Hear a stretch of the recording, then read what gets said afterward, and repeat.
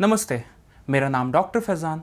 आज हम ऐसे कंपाउंड के बारे में बात करने वाले हैं जो आपके हेयर लॉस को कम करता है और आपके हेयर की ग्रोथ और स्ट्रेंथ को बढ़ाता है। इसी सीरीज़ में पहला कंपाउंड आता है रिडेंसिल। रिडेंसिल 4 मॉलिक्यूल से मिलकर बना है, DHQG, EGCG2, ग्लाइसिन और जिंक। DHQG और EGCG2 ये दोनों प्लांट से निकाले जाते हैं। DHQG हमारे हेयर्स में मौजूद बल्ज स्टेम सेल्स की एक्टिविटी को बढ़ाते हैं। ये बल्ज स्टेम सेल्स वो जगह है जहाँ से हमारे हेयर्स बनते हैं। EGCG2 इंटरल्यूकिन 8 की एक्टिविटी को कम करते हैं। इंटरल्यूकिन 8 एक साइटोकाइनिन है जो हमारे बालों में हेयर लॉस को बढ़ाता है। ग्लाइसिन जो कि एक अमीनो एसिड है या प्रोटीन है जो हमारे बालों के फाइबर को बनाता है। इसी तरह जिंक भी प्रमोट करता है सिस्टीन की ग्रोथ को, जो कि एक प्रोटीन होता है।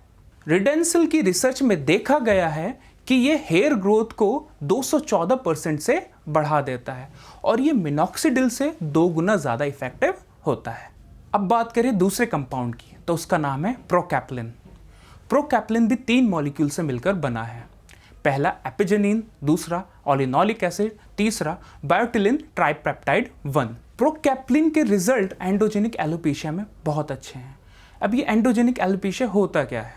एंडोजेनिक एलोपेशिया, जिसे हम मेल पैटर्न या फीमेल पैटर्न बॉल्डनेस भी कहते हैं, इसमें हमारी बॉडी में एक हार्मोन बनता है जिसका नाम डायहाइड्रोटेस्टोस्टेरोन होता है।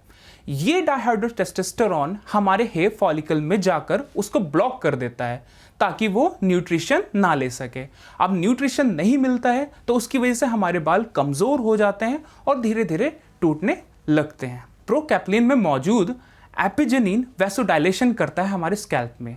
वैसोडाइलेशन से ब्लड सर्कुलेशन बढ़ जाता है और न्यूट्रिशन भी हमारे स्कैल्प को ज़्यादा मिलता है। ओलिनोलिक एसिड, जिसे ऑलिव प्लांट से निकाला जाता है, ये हमारे स्कैल्प में डायहाइड्रोटेस्टोस्टेरोन के लेवल को कम करता है।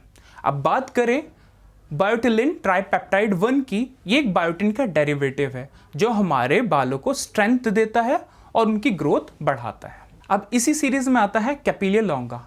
कैपिलिया लॉन्गा एक नेचुरल कंपाउंड है जो कुरकुमा लॉन्गा यानी टर्मरिक के राइजोम से निकाला जाता है। अब कैपिलिया लॉन्गा के वर्क को समझने के लिए हमें पहले हेयर्स की साइकिल को जानना पड़ेगा। हेयर्स की साइकिल में 3 फेज होते हैं, पहला एनाजन, दूसरा कैटाजन और तीसरा टेलोजन। एनाजन फेज में हमारा हेयर ग्रो करता है और लंबा होता है। कैटाजन फेज में हमारा हेयर एनाजन फेज से टेलोजन फेज में चला जाता है। अब तीसरा फेज आता है टेलोजन फेज।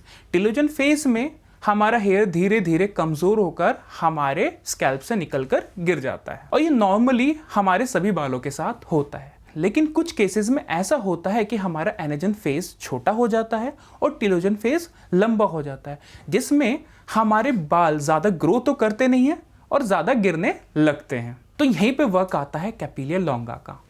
कैपिलिया लॉन्गा प्रूवन है एनाजन फेज को बढ़ाने के लिए और टेलोजन फेज को कम करने के लिए। तो ये 3 कंपाउंड रिडेंसिल, प्रोकैप्लिन और कैपिलिया लॉन्गा ऐसे हैं जो आपके हेयर से रिलेटेड सभी दिक्कतों को दूर कर सकते हैं।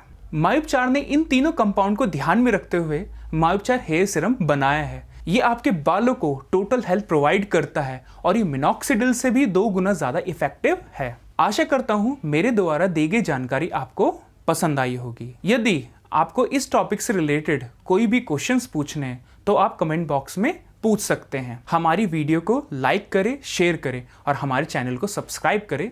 धन्यवाद।